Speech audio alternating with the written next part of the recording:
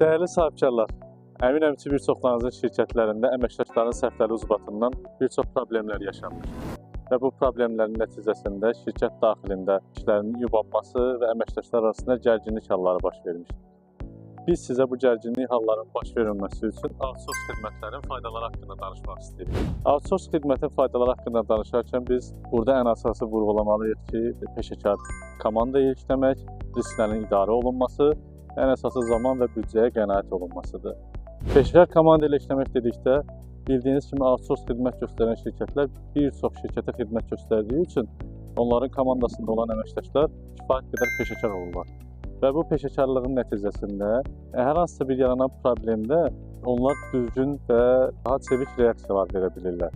Ən əsası büdcəyə qənaət dedikdə isə outsource xidmət aldığınız zaman siz tək qiymətə bir neçə xidmət ala bilirsiniz. Bəs siz necə düşünürsünüz? Sizcə in-house mu yoxsa outsource xidmət mi?